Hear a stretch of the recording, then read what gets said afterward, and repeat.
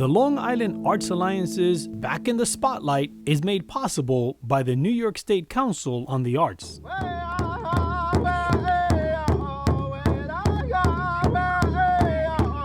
We are in Shinnecock territory on the east end of Long Island. Native Americans were disproportionately affected by the COVID pandemic, forcing tribes to implement strict lockdown rules, which included canceling or severely limiting cultural celebrations. Now, as health concerns ease, the sounds of drums fill the air, and joyous kids rehearse their traditional dances as they prepare to go back in the spotlight at the Shinnecock Powwow. Akwe Diashwana Tessawis. I'm the director of the Boys and Girls Club of Shinnecock Nation. The Boys and Girls Club of Shinnecock Nation is really to uplift and empower our youth and really instill our culture within them, giving them the opportunity to learn how to drum and sing traditional songs, to learn our Shinnecock language. Other communities prepare for powwows just like yours does, and a lot goes into it. Our Shinnecock kids go to the local Southampton school district. They're never going to get the type of education in the regular school system because this is firsthand accounts. We're dealing with our elders as well. We're pulling on the adults and the elders in our community to come in and teach our kids about who they are as Shinnecock people.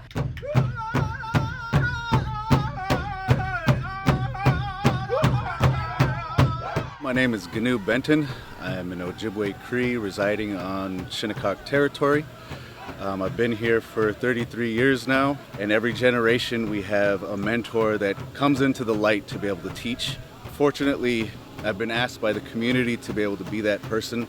I know that every powwow you're going to put your dance outfit on, but we also want to know that in between powwow times you're learning about who you are and why we do the things that we do. It's often said in cliche that we live in two worlds, and it's because of programs like the Boys and Girls Club. They provide the opportunity to teach children in a very humbling way. My name is Sunshine Gums. I'm here at the Boys and Girls Club to teach our youth our traditional dances. So I've been teaching jingle dress dancing, I've been teaching traditional and Eastern blanket and fancy shawl. So that we can prepare for our powwow season, our powwow coming up Labor Day, and also just so that they can continue to practice and have that knowledge to carry with them always.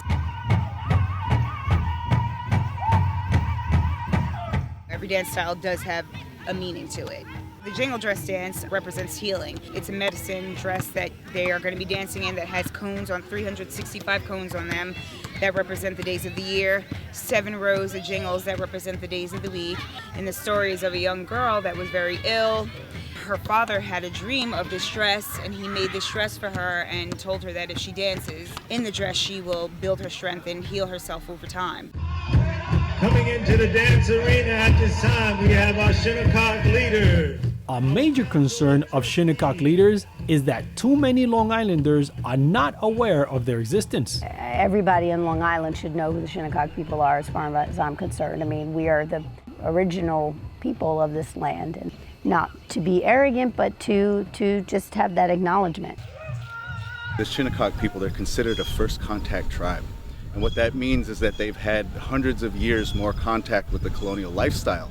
And for 200 years plus, we were beat up before they even hit west of the Mississippi.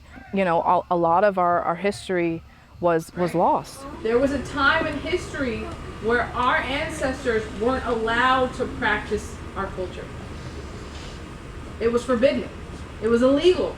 That's actually one of the reasons why I went to school to become a linguist. I got my bachelor's degree from Stony Brook University in linguistics so that I could help revitalize my native language. And we do language classes here with the Boys and Girls Club as well. So every opportunity that we have, we put in language.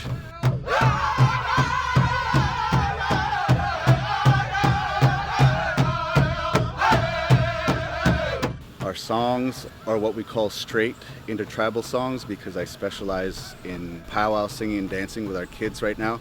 And then we go into more ceremonial things for those specific kids that really want to know those things.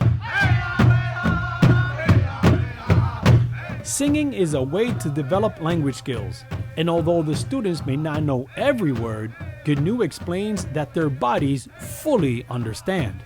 Genetics plays a very important role in who you are. When you hear your traditional songs, when you hear your language, when you see your dances, there's something within inside of you that unlocks that spiritual thing, that thing that connects you from generation all the way to the beginning of your ancestors.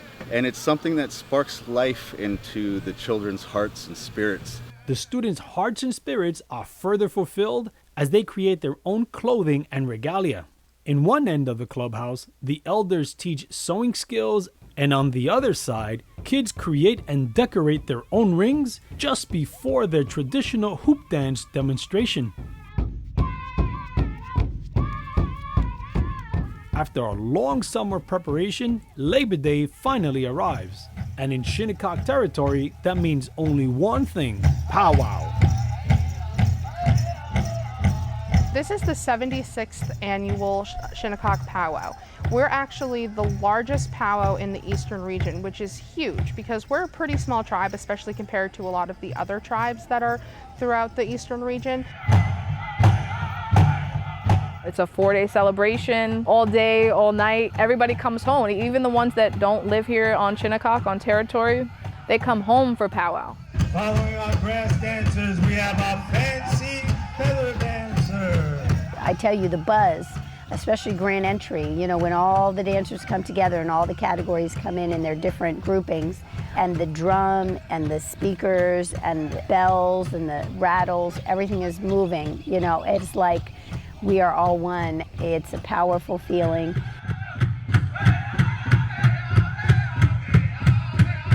The dances that we do are not just Shinnecock dances. They're dances that come from all across the country.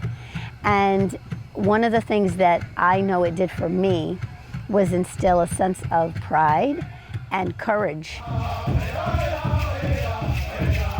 I do this for healing, for prayer. It is medicine. I do it for my family. I do it for the youth that are watching me. And I dance for those who can't. Wachozani, flag song and victory song. Take it away.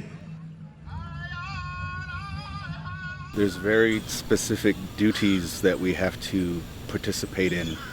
Knowing the songs for funerals and rites of passage, for all of these things that we hold private that are outside of the powwow arena.